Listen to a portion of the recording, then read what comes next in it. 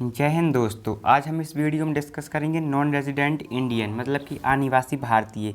Non resident Indian को मैं short form में एनआरआई भी बोलते हैं। ठीक है, एनआरआई व्यक्ति या फिर एनआरआई पर्सन। क्या होता है एनआरआई पर्सन, समझते हैं। ऐसा भारतीय नागरिक जो साधारण तौर पर भारत से बाहर रहता है और जिसके पास भारतीय पासपोर्ट है उसे अपन अनिवासी भारतीय कहेंगे।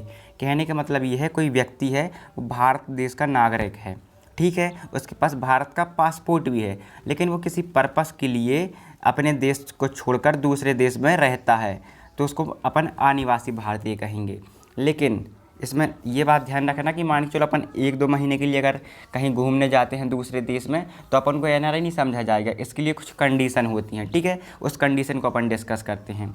तो पहली कंडीशन क्या है इसकी, एक वित्तीय वर्ष में 182 दिन या उससे अधिक समय तक आप देश के बाहर रहते हैं तो आपको एनआरआई समझा जाएगा।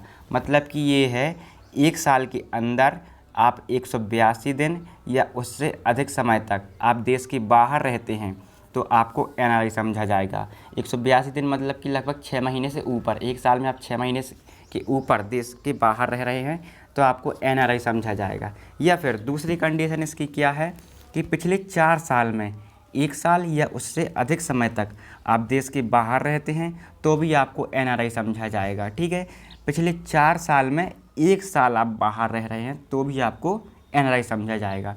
अब इसमें बोला है एक वित्तीय वर्ष। एक वित्तीय वर्ष का मतलब होता है 1 अप्रैल से स्टार्ट होता है 31 मार्च तक। ठीक है, इसको अपन एक वित्तीय वर्ष बोलते हैं। ठीक है, लेकिन ध्यान रखना दोस्त, जो एनआरआई व्यक्ति होता है उसको वो सभी अधिकार प्राप्त होते हैं जो एक भारतीय नागरिक को प्राप्त होते हैं। मतलब कि ये है जो एनआरआई व्यक्ति है वो कोई विदेशी व्यक्ति नहीं है, वो भी भारत का ही व्यक्ति है, लेकिन वो किसी काम के लिए या किसी पर्पस के लिए, मान के चलो पढ़ाई के लिए, वो बाहर रहता है। ठीक है, तो उसको अपन एनआरआई व्यक्ति कहेंगे, मतलब कि नॉन रेजिडेंट इंडियन, या फिर हिंदी में बोलेंगे अपन अनिवासी भारतीय या फिर प्रवासी भारतीय। ठीक है वो भारत का नागरिक, उसके पास क्या है कि भारत का पासपोर्ट भी है लेकिन वो दूसरे देश में रह रहा है। ठीक है, तो उसको अपन एनआरआई व्यक्ति बोलेंगे। उसको ध्यान रखना वो सभी अधिकार प्राप्त होते हैं जो एक भारत के नागरिक को प्राप्त होते हैं, मतलब कि उसको वोट देने का अधिकार भी प्राप्त होता है। ठीक है, अब इसी में अपन क्या है एनआरआई डे भी मनाते हैं। ठीक है, वो एनआरआई डे क्यों मनाते हैं और कब मनाते हैं वो अपन डिस्कस करते हैं। तो प्रवासी भारतीय दिवस मनाने हेतु 9 जनवरी का दिन चुना गया है क्योंकि वर्ष 1915 में इसी दिन महात्मा गांधी दक्षिण अफ्रीका से भारत लौटे थे। ठीक है, मतलब कि ये है अपन प्रवासी भारतीय दिवस क्यों मनाते हैं, क्योंकि 9 जनवरी 1915 को महात्मा गांधी दक्षिण अफ्रीका से भारत लौटे थे, इसलिए अपन प्रवासी भारतीय दिवस मनाते हैं। और प्रवासी भारतीय दिवस जो है वो विदेश मंत्रालय के द्वारा मनाया जाता है। ठीक है, क्यों मनाया जाता है, क्योंकि जो विदेश में रहने वाले जो भारतीय हैं उनके साथ अपन क्या है संबंध स्थापित करने के लिए। ठीक है, क्योंकि वो देश के बाहर रह रहे हैं तो उनको लगना भी चाहिए कि अपन भारत के नागरिक हैं और भारत